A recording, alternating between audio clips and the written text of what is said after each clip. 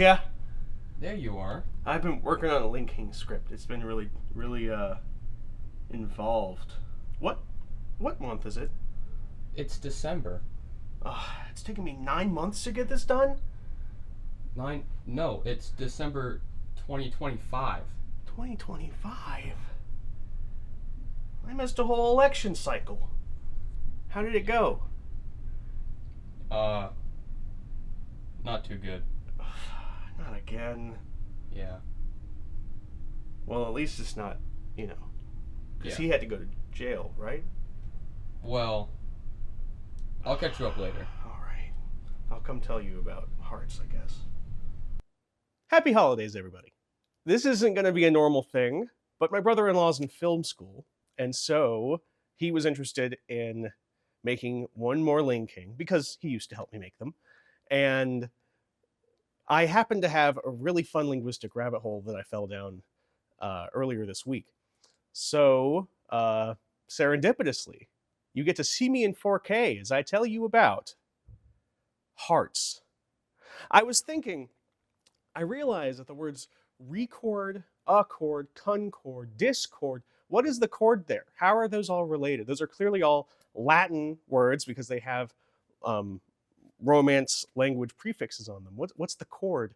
And so at 6:30 in the morning, as I'm driving my wife to work, I look over and I'm like, hey, figure out what the chord is in Discord. And she goes, what? And I was like, wake up and get on your phone and figure it out. And so she looked up and she says it comes from heart. It comes from the same word as heart. And I was like, what are you talking about? So I had to dig into that. And then as I did, I uncovered a Proto-Indo-European word web. The Proto-Indo-European root care leads to every word for heart in every Indo-European language that I cared to look at. And this makes sense that the Proto-Indo-Europeans would have a word for heart because everybody has a heart. You can feel it. It's a very tactile organ. And when someone's heart is moving, you can feel that it's moving. And when it's not moving, you know that they're dead. So there's a very clear knowledge of when the heart is working and kind of even what the heart does. Even without any necessary medical knowledge in the culture. Any hoozles. You got the Proto-Indo-European root care. That gets to the English word heart through the Proto-Germanic herto, to the Old English herta, to the English heart. Through Greek, they had cardia, and that's where we get the words cardiology, tachycardia, cardiologist, all of the medical words that have to do with the word heart. It's through Latin that we get the biggest glut of words because of this record, accord, discord, concord connection. And all of those have to do with the idea that the heart is the seat of the mind. We're going to talk about that a lot more after the word web. Just understand that for now, that this is all having to do, like the Latin verb recordare meant to remember. There's a couple other words from Latin, creed, credible, and credit.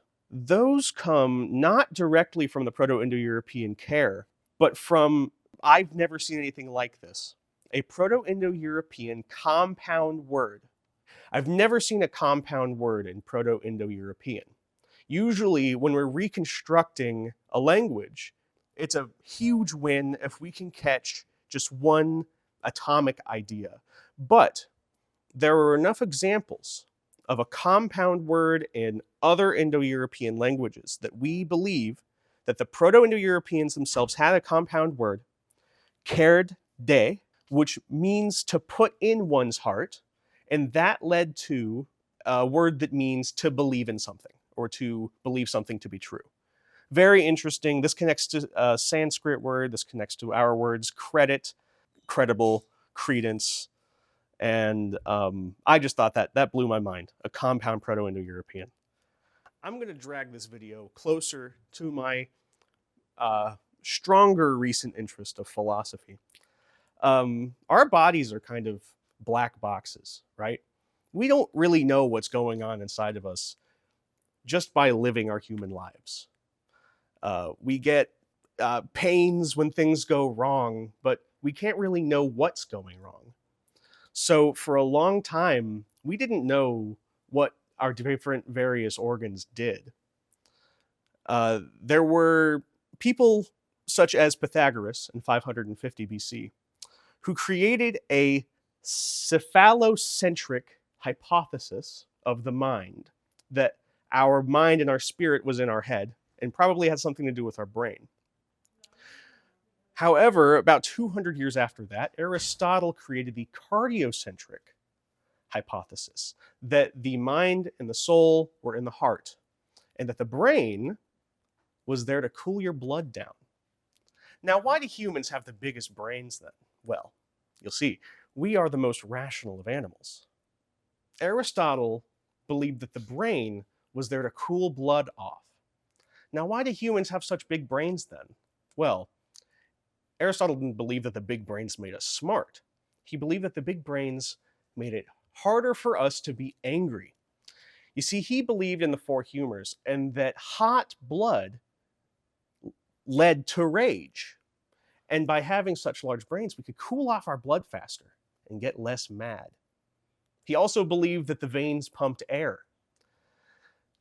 He was wrong, but how could you prove him wrong? There were competing medical theories even in his time and after his time, but Aristotle's medical beliefs were kind of the mainstream medical beliefs until approximately the 1800s. So for a long time, including in the Roman Empire, people believed that the heart is where the mind was and where memory was and where emotions were. All of the things that we associate with the brain now happened here. So, of course, when the Romans were going to say that they were going to remember something, they were going to know it by heart. And I think it's interesting that the ignorances of the past can linger in our language even into the present. Thank you very much for watching Linking. I hope you all have a happy holiday, and I hope to see you again soon. Aristotle believed that the brain existed to cool the blood down. Other animals like dogs have smaller brains than us, and even Aristotle knew that. And a smaller brain on a dog meant to Aristotle that they couldn't cool their blood down as fast.